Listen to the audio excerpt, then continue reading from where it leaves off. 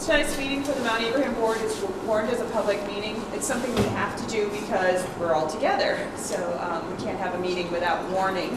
So we're warning the meeting as a Mount Abraham meeting, but the format's going to be a little different. We will not be doing our board work here at this meeting. We will have a presentation. So I'll take public comment, but after the presentation, there's a question and answer time for people to ask questions and answers. I'm going to ask board members to hold back a little and let their community members, let them get their questions out first as we go. And then we'll adjourn the meeting, and then the local meetings will happen after that. And there'll be room, I imagine, room designations that they'll announce at the end of the meeting. So for the Mount Abraham Board, is there any public comment at this time? Okay. All right, hearing none, I'll move on. Jess, the Mount Abraham principal, Jess Barowitz, is going to do the presentation tonight, so I'll turn it over to Jess. Thank you for coming. I was hoping for more community members, but hey, this is a great crowd. I'll give you some context here that I just also presented this budget presentation to mounting faculty as well, so there's a lot of people who are giving up. So while we're going, I will try to yell. Yes, use teacher voice. Like, certainly give me a signal if I get quieter. So without further ado, we shall dive in. There is a good amount of context that I also want to share with you as we look really at our mission to ambitiously maintain a stimulating and respectful environment in which all students are engaged, all pursue and promote learning, and all participate as active and responsible citizens. I hope that you can see that mission threaded throughout the finances and the budget. It's really important to me that our budget shows the narrative of our school and really helps us to achieve this mission. So a little bit of context about the budget development process, just so you kind of can see where a lot of this came about from. I started with a feedback form to all faculty members, and we had a very high, I think 89% completion rate from all faculty members, asking them what they thought the unmet needs were, where efficiencies could be gained, and really asked for a lot of input about the budget and how we use our resources. Really trying to underscore that how we use our time and our money is exactly how we can achieve anything. And so got a lot of really great feedback. Reviewed 3-year averages and trends, and really went through and worked through the last 3 years of the budget of Mount Abe. With turnover in leadership, the budget philosophy shifts, and so really wanted to try to understand that narrative better myself. And as you know, we've also had some surpluses in the last few years, and wanting to really make sure that we can tell the narrative of where our funds go and really start to kind of right-size the budget so that we're no longer having large surpluses that don't tell the story of our resources and our needs as a school. So really worked through the last 3 years and got a lot of good information there. And then also teacher leaders with input from all of their department members submitted their own budget requests, and it's very standard, consumable supplies, textbooks, all of that. But again, as a new principal there, really wanting to make sure that I understood the needs of the school, of students and teachers, to make sure that we could really provide an adequate budget. And I promised you at the board meeting when you set a recommendation where there was some conversation of 0 to 2%, and I really took the great responsibility of knowing that we could bring you the lowest possible budget that would maintain the integrity of the programming. And that was really my goal and has been my goal throughout. So really took that information to heart as we were moving forward. So each teacher leader I met with individually to better understand the needs of the department, the needs of students, and so that we can really start to move into a multi-year budget cycle. Obviously we can't meet all of those needs in 1 year, but to better understand that narrative and better understand the needs to really start to move into a more long-term budget process that can take into account needs over the course of several years. So in the end, teacher leaders also presented their budget requests to each other to start to have that transparency. But you might think it's silly to start with this, but having the context of really how much input and how much discussion went into this budget I think is important, and really helping people to have transparency, and so they don't necessarily see competing for resources, but build some empathy and understanding for the larger picture of what the whole school is trying to achieve. and really started there, kind of making sure that there were equitable increases, that we could really connect funds back to the department that they really belong to, and started to really make sure that the budget started to tell the narrative of the school. So you'll notice also that once we get to our numbers, that as the consolidation of special education services has progressed, you will see that our expenses and our revenue have dropped significantly. There was a split second where our expenses dropped significantly, and we didn't have the revenue numbers yet, and thought, ooh, we have all this money to play with. But don't worry, that only lasted a second. So we will jump into that a little bit more when you see the numbers, but be conscious of that, because that really started to shift. And you'll see some numbers that are a bit more right-sized based on a lot of that stuff. So we have control over staffing levels, supplies, and equipment. We don't have control over too much, really, when it comes to budgeting. And it's a moving target. So we have less control of salaries, benefits, revenue, student needs, right? We can have students who move to our district tomorrow and need to meet their educational needs authentically. So that has an implication on the budget. Transportation has gone up 12%. Fuel and electricity rates are undetermined, really. We don't know as those fluctuate. And a big part of what is out of Mount Abe's control really right now is the condition of the facility. We know that there has been a pretty significant amount of deferred maintenance, and we know that we have to provide students with an environment in which they can thrive and learn. So I consider that something that is a bit out of our control, and you'll see a scenario which asks for your input into how much control we can have on that going forward. So our current reality right now, just to give you a context of how this year has gone, how the budget has really been applied this year, and what your return on investment really is, and that's really what I want to focus on as we go forward, is how can we be sure that the money we are putting into educating students and into the school really has the effects that we desire and has the maximum amount of impact on kids. And so this year we can really see that there have been some positive shifts in school culture. We did some shifting around of positions and really strengthening our PBIS, positive behavioral interventions and supports. Have a dean of students position who's really making response to inappropriate behavior and proactive response with students is really having a positive impact. We have 46% less behavior referrals this year than as compared to last year. So we know that that was a really good investment, both in personnel and in money. We're in the process of trying to align our 7 through 12 bell schedule. Right now, the 7-8 operates on a different bell schedule than 9 through 12. And actually that committee starts tomorrow, and some of that is to make sure that we can use the flexibility of our resources to the best of our ability.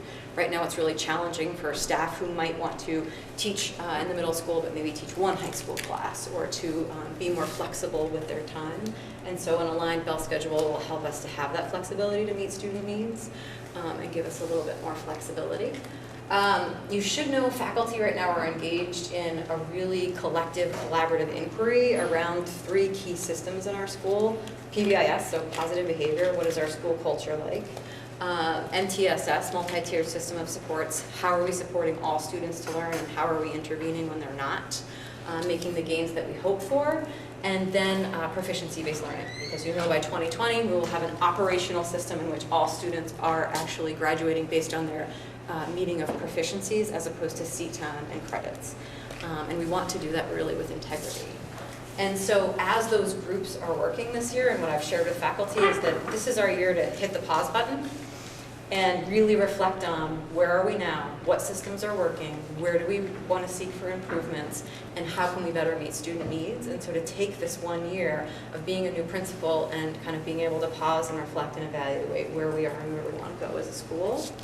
And so I have, as you'll see soon, really proposed a pretty level service budget, because until we know what those priorities are, we have looked at our data and we have really collectively identified what we want to do to achieve that vision that all students will succeed at Mount Abe.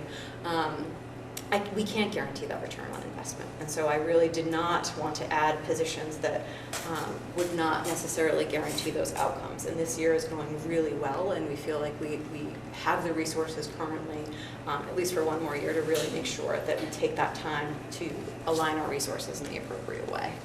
So, and those work groups are instrumental in making sure that we make the right calls about where we want to head as a school. As I said, we're moving to a personalized proficiency-based system. We're in the messy part right now, but we could very easily make A's 4s and call it a day. But we want to make sure it's really has integrity, it's done with authenticity, and that we really see the outcomes in student learning, that all of this significant investment of resources, time, and personnel promise. So really making sure we take the chance to transform. And you'll see a decrease in debt service, special education expenses, and revenue. So all of these things are where we are currently. Where we want to go is really implementing that proficiency-based system with fidelity. And next year we have a really interesting way to creatively use resources to hopefully achieve better results with students. And so we plan for a learning commons, which is really, if you've probably been to MtAbe, you know the library has classrooms surrounding it. And those classrooms we want to transform into a literacy lab and a STEM lab. And so to ideally staff each of those with a special educator, a regular educator, and hopefully a para-educator on a kind of rotating basis, so no one person necessarily will cover all of it, in order to target interventions with students or extensions with students. And so to make sure that when students are struggling, they have a really good content expert and an access expert, basically, and a special educator, to make sure that they have those supports in place. And then a callback system.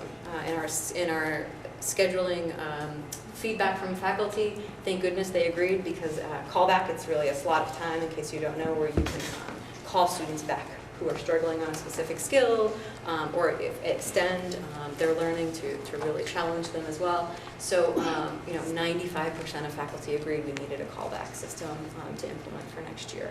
So really was making sure to target resources to make sure that happens. And so again, it's about that move to proficiency-based learning, that if we create this system and the culture now, that when we are operational in 2020, it really will be a powerful system of learning for students. And so, as we move from that, we also know that there are students who need more community and career-based learning. That when we're personalizing learning, we want students to have experiences that prepare them for college, career, community. And so in the budget, there is a small increase to help a wider variety of students who are not necessarily accessing our personalized learning department to access those resources in the community, which is pretty exciting.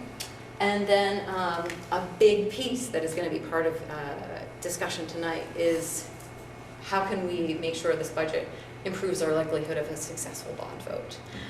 We know we've got the Rev Up Committee starting. We know that that's a significant investment, and that bond payments are very large, and if we don't start planning for it now, it will really make it very challenging in the future. So, and really making sure we get the facility that supports students in the way that we really want, and shows them how much we value them in education. So all of that is really to focus and align resources to student needs. So that's what really this budget is designed to do. So here's the nitty-gritty numbers. I'll give you a second to digest. This is without the bond consideration. So I would put that out there, that there's a second scenario in which I have put in some funds to potentially go toward the first bond payment, which if and when the bond passes next November, that we have that cushion in there to pay that first bond payment. So you'll see there's a lot of fluctuation here. I think the curtain is it's cutting me off there a little bit. But the change in revenue is mostly due to that consolidation of special education. So not only are the expenses coming out of the budget, the revenue is also now coming out of the budget. So that's how you see the revenue has really significantly dropped.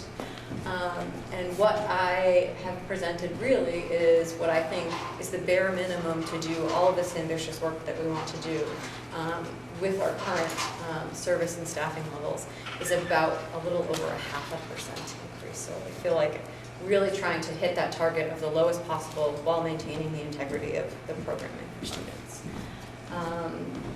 You'll see it's because of those revenue shifts and because of a lot of different factors. I think some of the narrative the budget tells over these last 3 years is a little bit inconsistent because of different approaches to budgeting. But this is what I would argue is an acceptable budget to achieve that grand vision we have for all of our students.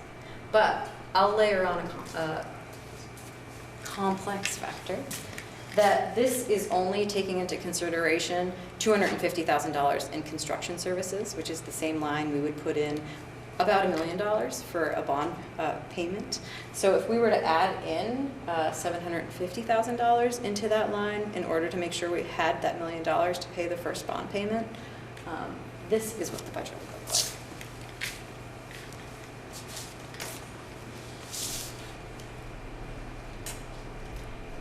So as you digest that,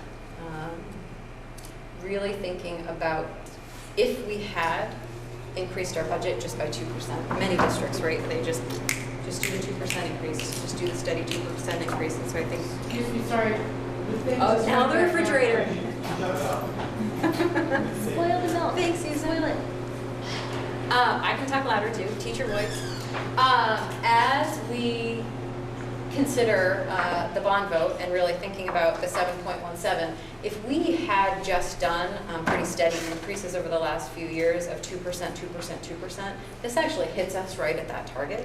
And so it looks really shocking right now, but it is because of some really good fiscal conservativity over the last few years that has really made this look like a really large increase, but it's also padded and protected us so that if we do have this increase, it really has been an average over the last 3 years of a 2% increase. Just maybe hard to wrap your mind around, but is a fun logic puzzle to think about.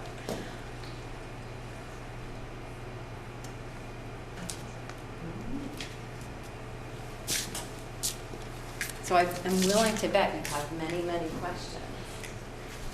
And I know I didn't cover a whole nitty-gritty, so fire away. And hopefully everybody has their packet as well. I'm sure you want these numbers in front of you.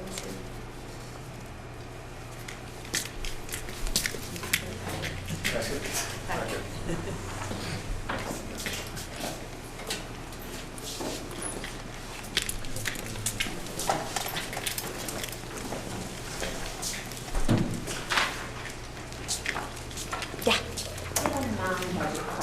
We talked about the proficiency-based learning system being operational in 2020. Yes.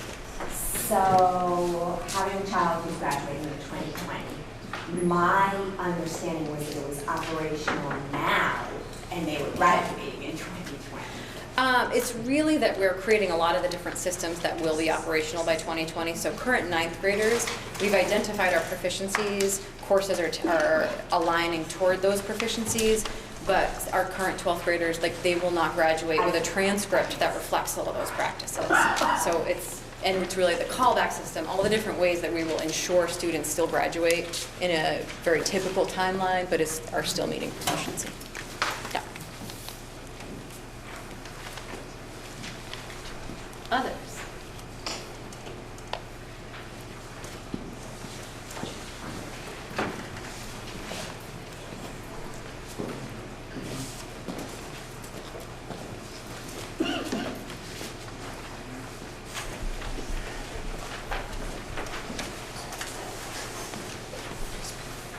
Oh, sure. I know you thought down the road and included the bond payment. How much of a bond, did you figure a total bond figure that payment would be? Sure. Yeah, a wish list. I have on good authority, maybe, a good guess, right? A lot of these are moving targets, but that we probably could not get what we need done for less than $20 million. I feel like the $33 million that was asked for a few years ago, obviously the community spoke loudly and said it's too much, that's not something we're willing to support. But also that plan did not address some of the things we know need to be addressed.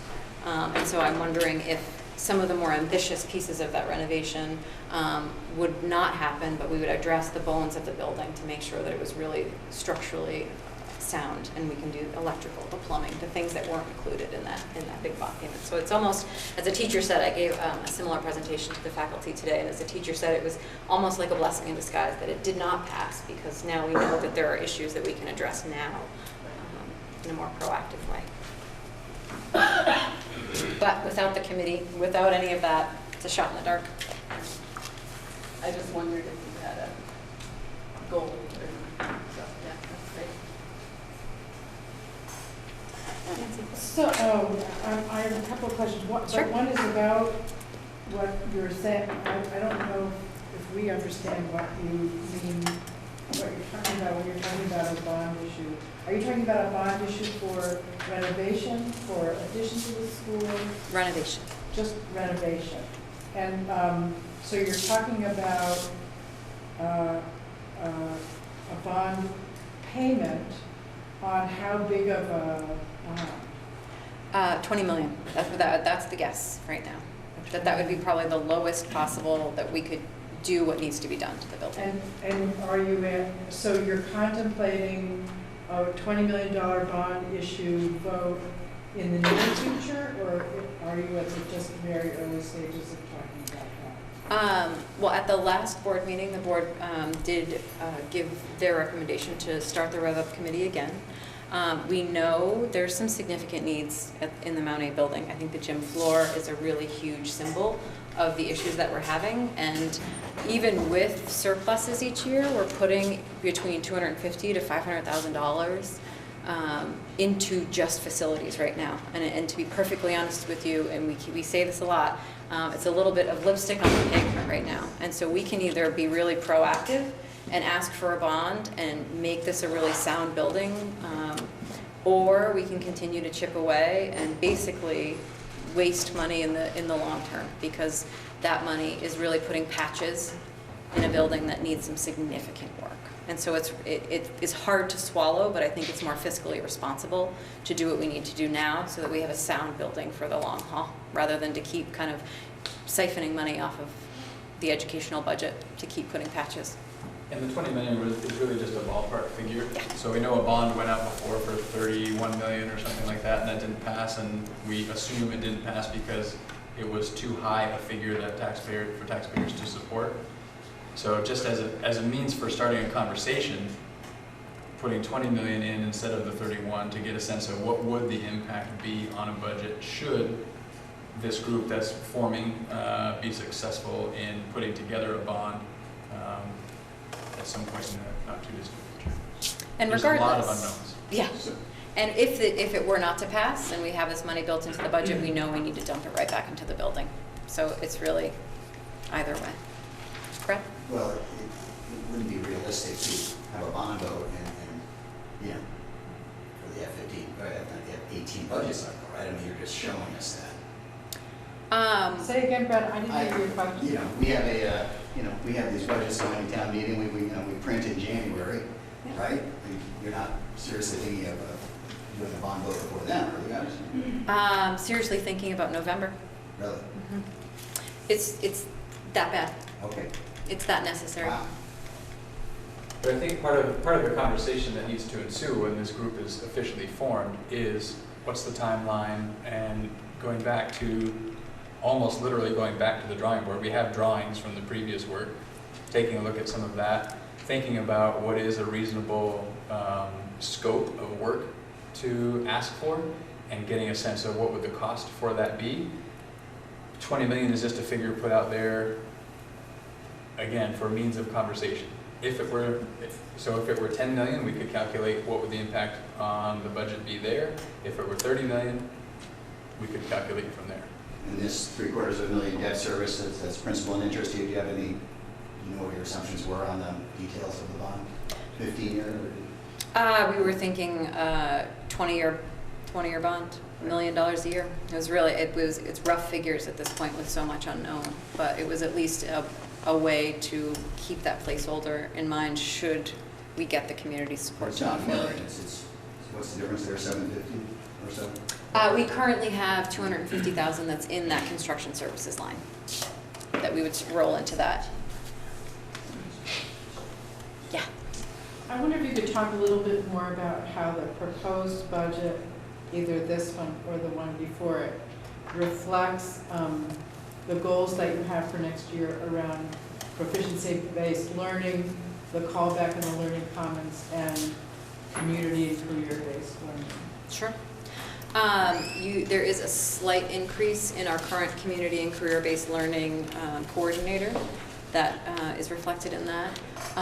The learning commons, we're really trying to use some creative ways of using time and personnel. So rather than, we currently have a guided study that is, it can range in its effectiveness. And moving away from that to having teachers have their 6th assignment in the learning commons. So it's a bit more about realigning how we use resources and being more creative, which again I think comes down to being fiscally conservative and doing more with a level service. And I think we can do that. Faculty are pretty excited about the Learning Commons model. We have a lot of people researching it to make sure that it's something that we implement well. And what about proficiency-based learning? It's all we're doing. That is so much of our work. There is currently a .2 coach that we have in the building, which would like to increase. And some of it is, you'll notice, it's professional development. It's a lot of different pieces that are small, but when combined, will really create the support necessary to move the system. But teachers are very much invested in this work now, and we're doing some really phenomenal work now, and so it's really just kind of staying the course and making sure that we keep our focus on proficiency-based learning. Because it's not just changing the A's to 4s, right? Exactly. Tell us a little more about Sure, some of the work. sure. It's really it's making sure that we are very clear about what we want students to know and be able to do, and really making sure that our instruction aligns with that, and that our assessments, that students are actually given assessments that measure those outcomes, but not also that feels very standardized. You know, I think there's a trap when you think about standards-based grading that everything becomes really standardized, and I think the personalized piece where students have some voice and some choice about how they have learning experiences that lead them to demonstrate those proficiencies. And so I think we are more ahead in terms of the grading and the assessment piece, and we definitely need to be working on what instructional shifts need to happen. How can we make sure that all of those standards, really what we're calling learning targets, are aligned vertically, horizontally, to make sure that we give students a really supportive chance of moving through their grade level, even though really seat time, grade level, these things aren't really that important in a proficiency-based system, but that they can really move through to a trajectory of graduating in a similar timeline that they would have otherwise. So it's definitely a different mindset in terms of teaching, and it's a different mindset in terms of learning. Students end up moving away from, well, what can I do to get an A, to what can I do to work on writing the thesis statement better, or writing a paragraph or an essay better, and it becomes much more focused on the learning than the grades. And we're seeing that a little bit already. You're saying Abe is still ahead of the curve and leading the Yes. amongst Yes, high definitely. schools and, Definitely, and I think certainly among... were, especially around personalized learning, that was something you like to tout. Yes, definitely, definitely. And I think as we move forward, it's going to be more about, yes, the personalized learning department is really phenomenal, but then also making sure that all courses provide some element of personalization so that we can really make sure that system-wise students have that voice, choice, and can really activate their learning based on their passions.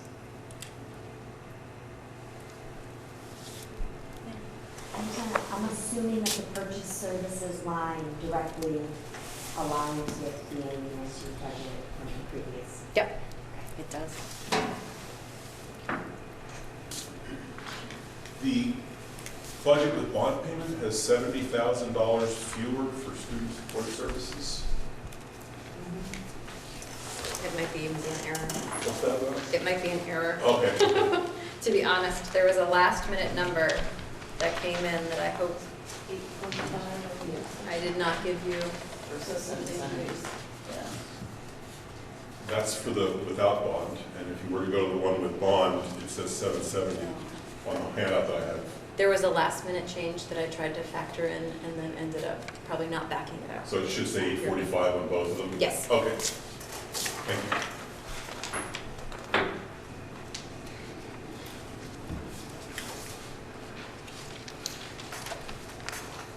No, it should say 770. It should say 770, yeah, she'll say 770. Oh, it'll say 770. It says 770 and it should say what? 770 on both. Sorry. It's a moving target almost every day until we get a lot of information. Two more questions. One is, and this one might be for Patrick, why are we anticipating that transportation is going up 12%? And also, what are you anticipating for what, as far as what enrollment's going to do it next year? So I can talk about the transportation. So we just got the bids in today. So we had been budgeting about a 6% increase in transportation, and when the actual bid, so I think there were two bids. One was considerably higher than the other, and unfortunately, the lower one was a 12% increase in transportation. So I think Jess incorporated that change into this presentation, because again, those just came in today. So I think actually what you see here reflects the 6% which we had been working with, and rather than make that change right away today, we decided to let the presentation stay as it had been, and we'll have to update that for the next draft that we'll see in December. Well, what's the justification? Do you know, Patrick, for a 12% increase? I only had a brief conversation with Howard, and what he explained to me was there are some stipulations in the RFP, the request for proposals, that stated that they could only run certain buses of a particular age. So if there were buses that were too old, we decided they're unsafe and too unreliable to use. And so the cost for them to upgrade buses to meet that requirement had to be factored into the bid, and that's part of what contributed to that increase in their bid proposal. And to your enrollment question, we have pretty steady enrollment right now. We have a small 8th grade class that is bubbling out, but it's nothing too significant that would warrant adding a significant amount of teachers or reducing by a significant number of teachers. Enrollment's pretty steady right now. So you're anticipating next year's enrollment will be about the same? That's a question about the buses. Is that the old bus issue? Is that something that's so much of an issue that we really need to stick with it in light of this 12% increase, or is that something we can take out of the RFP and maybe bring that cost back down? I think it's, I have to check, but I think it's, if not standard practice, best practice, not to be running old buses because of the complications that come about if they're breaking down and getting kids to school and things of that nature. So, what's that? Catching on fire. Catching on fire. Not that that's ever happened in our district. So I think it's for all those experiences that that's put in there. So again, I don't know that it's necessarily standard practice, but I think it's pretty good practice. And I would offer that we know, we know retirements some have announced that they'll retire, but it's not necessarily public yet. There's so many different factors. The state is still working on sending their final numbers to school. So it's kind of with our current level of information, this was what could be a fiscally conservative but responsible to the education of students. With this number, or both numbers, how much of that added 750 gets added to the per pupil expense? Does it all get added to it? Yeah. So are we able to raise our per pupil expense that high? We're waiting on equalized pupil figures. So it's hard to say until we get that figure from the state, which we've been anticipating for a little while. There are some compounding factors this year in calculating the equalized pupil, factoring in all the pre-K stuff. So we now get credited equalized pupils for students that were paying for those 10 hours of For the high school? So, At Mount Abe? At least not, well, No. not for the high school, but statewide, that's a new addition to the formula, which is gumming up the works for everything in terms of getting the equalized pupil out. That's our hypothesis anyway. Because typically at this point, we'd at least have a sense of when they will get us, if we wouldn't already have had a draft equalized pupil figure, we'd have received communication about when they anticipate getting it, and we haven't quite gotten that yet. So it seems like the process is a little behind where it normally is at this point this year. And I would assume, though, that given how conservative we were in other areas, and that we would likely be in line with what the state is expecting. We've also retired some debt service this year, which is just chipping away a little bit at adding more. I thought that when you looked at the edge of the per pupil spending, there was a without debt. Or is that a different figure? Because it seems we get the sheets from Howard, and you see the one, and then you see it without debt, and I thought that was to figure the equalized pupil cost. Which would mean that we wouldn't count the... Right, the last bond, that's what they told us, that if you did the repairs as the bond, that increase wouldn't count against your per pupil. So we have to, I think we'd have to, certainly for myself, I need to understand more about, there are some allowable expenses and other things that aren't allowable in terms of whether or not they count against your equalized pupil. I'd have to find out a little more detail exactly how that works. In terms of tax impact, so looking at how much money would need to be raised through taxes, that's what that bottom line is, and that shows with a bond of 20 million, which is just a total guess as to what it could be, what that impact would be in terms of the number of dollars that would be needed and how those dollars compare to previous dollars we needed. Simply by way of conversation, I think it's premature to talk about impact on per pupil spending just yet because there's a lot to understand still.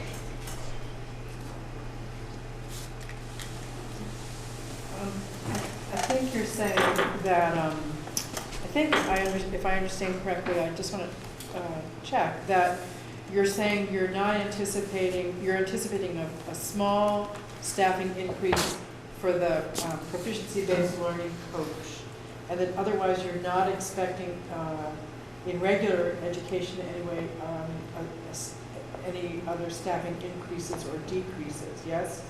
There is a small increase for the community-based learning coordinator, but Oh, other in the than that, community, right. they're quite small in comparison to any other increases. But the other part to my question was, what are you expecting in terms of increases or decreases in special education staffing?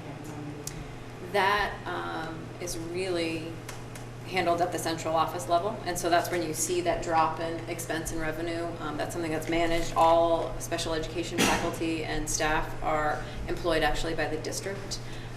We are currently, to be transparent, we are currently looking at revamping our CATS program, our alternative program, to better meet the needs of those students, and it's a small population right now. So which program? I didn't hear you. CATS, that's the affectionate name for it right now. And so we are anticipating some pretty big programmatic changes, but regardless, we have staffing needs to meet the needs of all students for sure. So maybe Susan, you could answer that question. At our presentation, we talked about the fact that we're sort of overstaffed in special education across the district.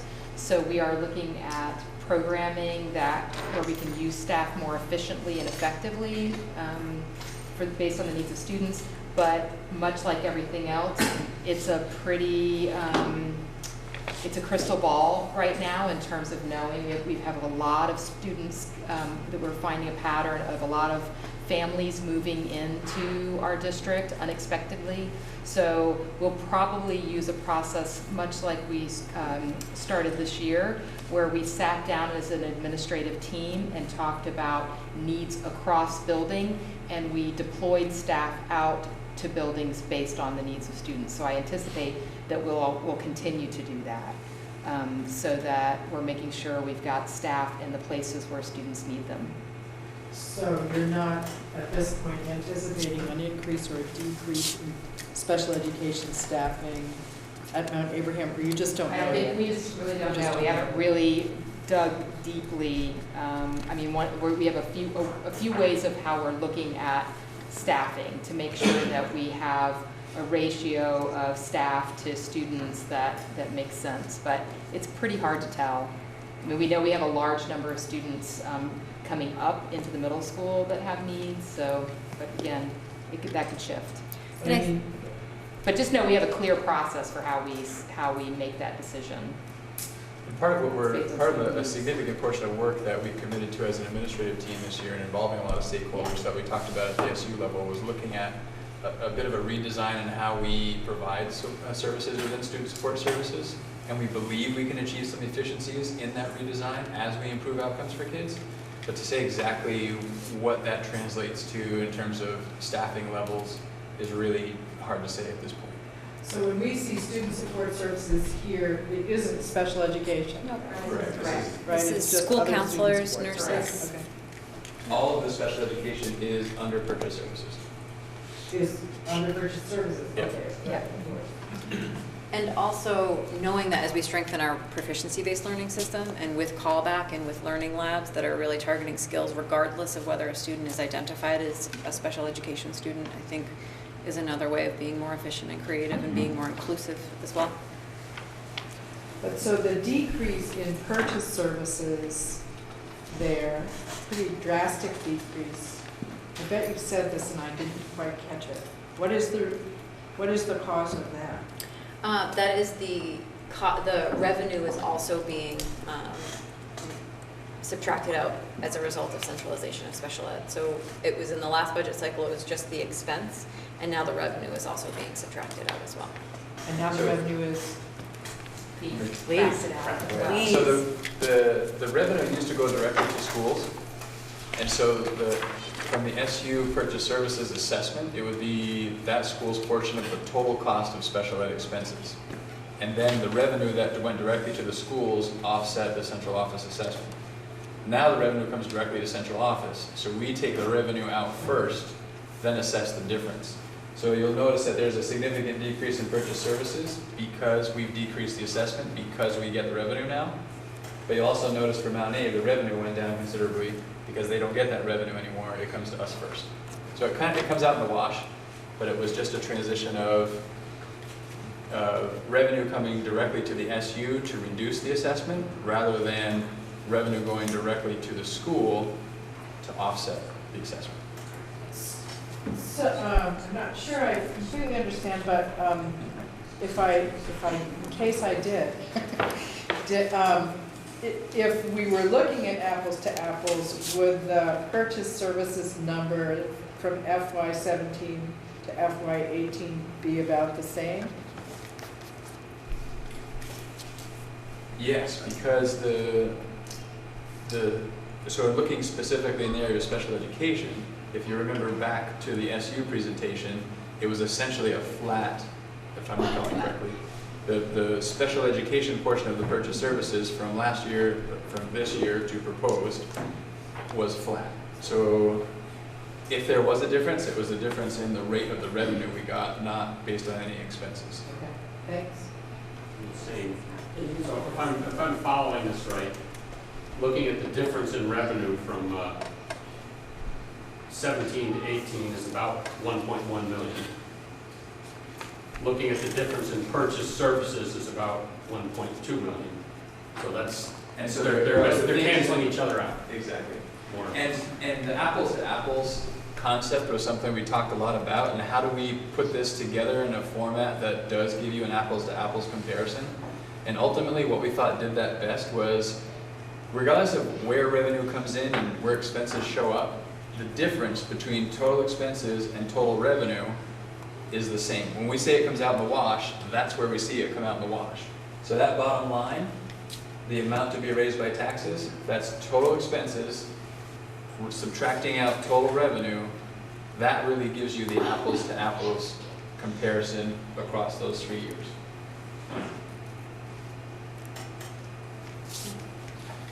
Getting back to anticipated equalized pupil numbers, and I know this maybe, but is there there's a significant phantom percentage at Mount Abe currently for this year?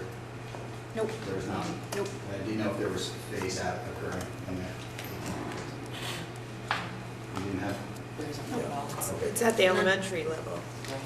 Phantom students are carried at the elementary level. So Mount Abraham doesn't see the phantom students. The elementary schools see the phantom students, as I understand it.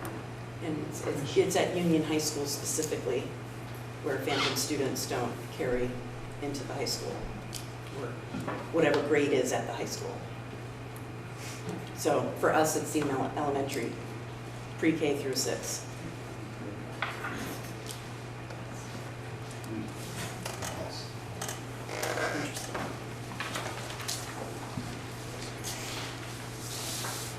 Any thoughts, questions?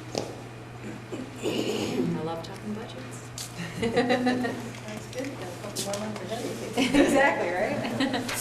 So if there aren't any more questions, do you want to give a heads up about what you Sure. want from this? Absolutely. So you should have a yellow form. If you don't, let me know, I can get you another. And we're really just asking what impressions are you going to take away with you from this meeting? What has this presentation left you thinking about? What lingering questions or thoughts do you have about the budget? And do you have any recommendations or ideas for the board as they ponder this budget?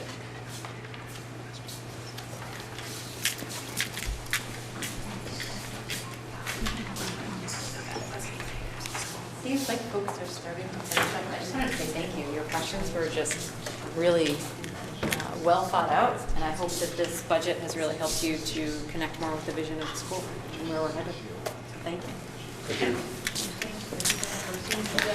So before you go, we would like to, on behalf of the administrative team, wish Jess a happy